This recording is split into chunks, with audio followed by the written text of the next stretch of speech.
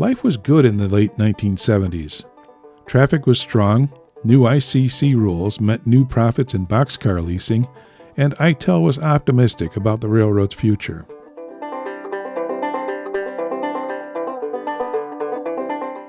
The GBW needed more power, so they bought 5 Centuries from Conrail and had them rebuilt by General Electric in Hornell, New York.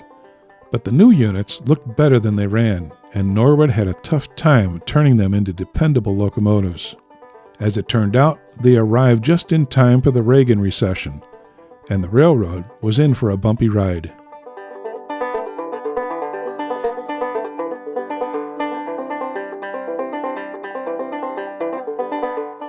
In 1985, the east approach to the Winona Bridge became unstable, and the bridge was condemned. Since the GBW could still reach the BN, where most of its traffic was interchanged, the railroad decided not to repair the 94-year-old structure. The few cars that were bound for the CNW and the Soo-Milwaukee were picked up by the BN at East Winona and interchanged at La Crosse. The bridge was later removed and few traces remain, except, curiously, the Winona Bridge Railway Company, whose corporate structure was revived by the BN in 1989. The BN hoped to use this new subsidiary to run intermodal trains with 2-man crews in former Great Northern and Northern Pacific Territory.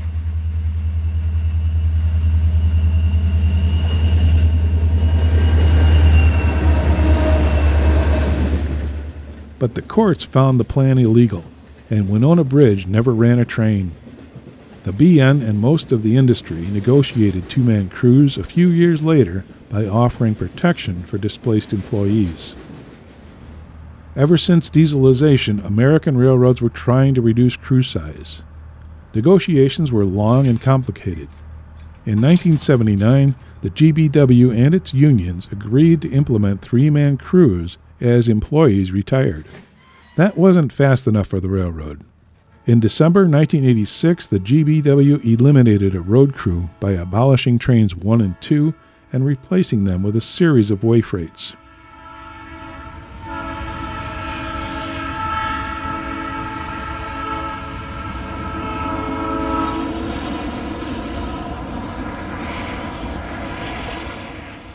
Job A ran from Green Bay to Manawa and back 5 days a week, exchanging cars with Job B, the Rapids to Manawa turn.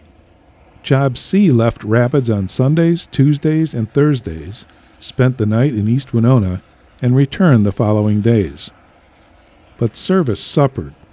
The new plan was more effective at making customers angry than reducing crew costs. Trains 1 and 2 resumed their old operating patterns in July 1987. Eventually, the GBW got their 3-man crews through retirements and resignations. Was it more difficult getting your work done with a 3-man crew as opposed to a 5? No, I hate to say it, but I suppose it'll sound strange, but a 3-man crew is the most efficient. Everyone knows where everyone is and has to be, and it just seems to work better all the way around. The Milwaukee Road slipped into bankruptcy in 1977, which had far-reaching consequences for its neighbors. In 1980, the Escanaba and Lake Superior acquired the Milwaukee's line from Green Bay to Ontonagon, Michigan.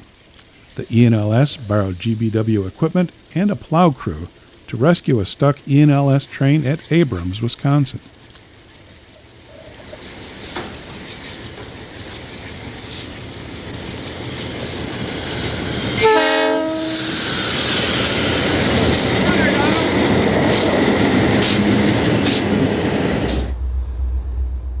Ultimately, the Soo Line purchased what was left of the Milwaukee Road in 1985.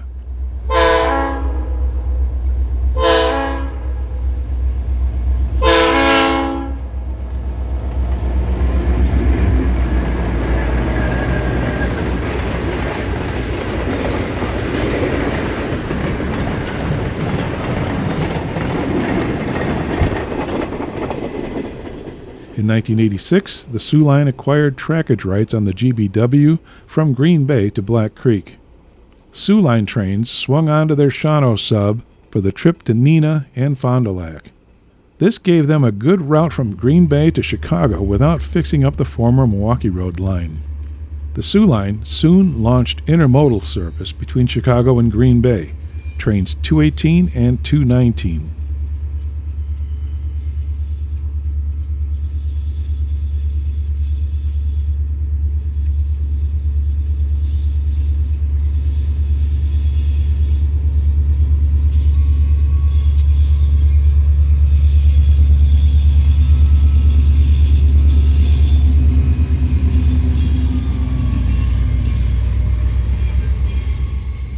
It wasn't a big change, but the Wisconsin railroad scene was about to turn inside out. The regional railroad movement of the 1980s had a profound effect on the GBW. On October 11, 1987, the Wisconsin Central started running 2,000 miles of former Soo Line and Milwaukee Road trackage in Wisconsin and Upper Michigan.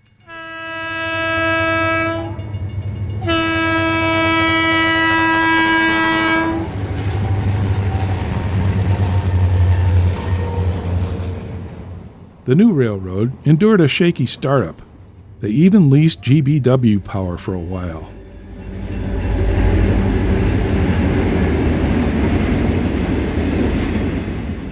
But they became a serious competitor in Wisconsin. Soon, they were winning paper traffic away from the GBW in the Rapids area. In a few years, they would win much more.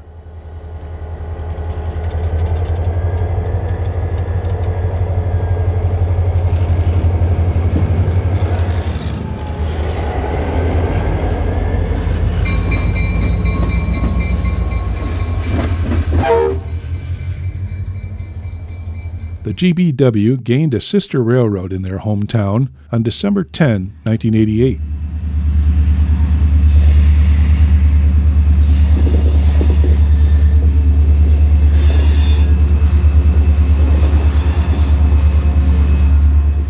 ITEL purchased the CNW's Valley Line from Granville on the northwest side of Milwaukee through the Fox River Valley to Duck Creek, just beyond Green Bay. They also purchased the line to New London and the shoreline from Green Bay to Cleveland. The Northwestern kept Sheboygan and its coal-fired power plant. This created the Fox River Valley Railroad, which purchased jeeps from the Northwestern and traded horsepower hours with them.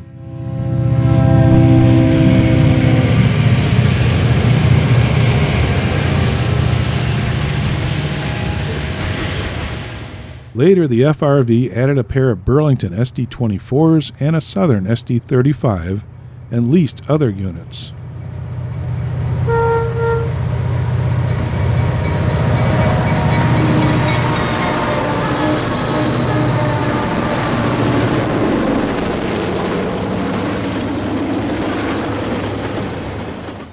The GBW purchased all 6 of the Lake Superior and Ishpeming's Elko RSD-15s for parts.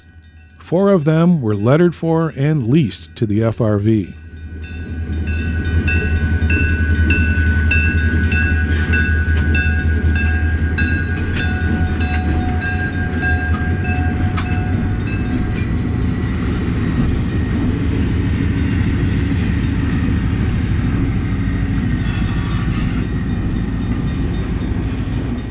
GBW 305 even saw duty switching for the FRV at North Green Bay, where Northwestern Alcos had worked just a few years earlier.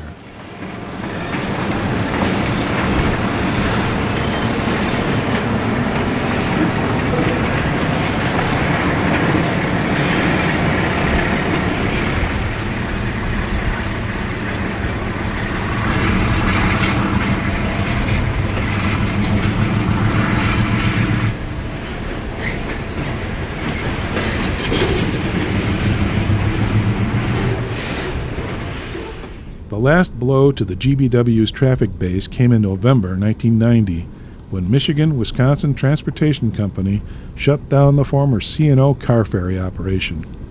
The cross-lake traffic had been declining for years, but this still cost the GBW about $1 million in annual revenue. Troubles were mounting. but the GBW had prevailed in the face of adversity many times before. There was good news, too. For one thing, the paper traffic remained strong.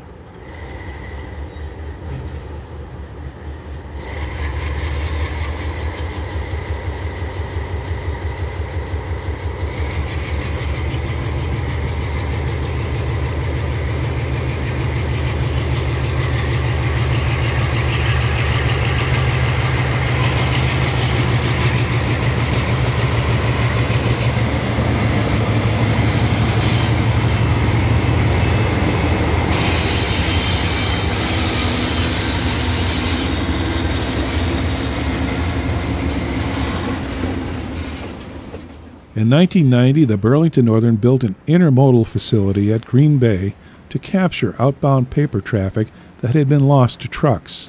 This gave the GBW a crucial source of new business.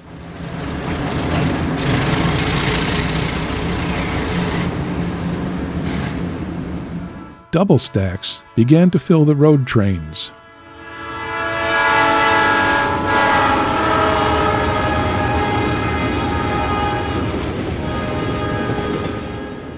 The railroad with the red Elkos rolled into the 1990s intact and reasonably healthy.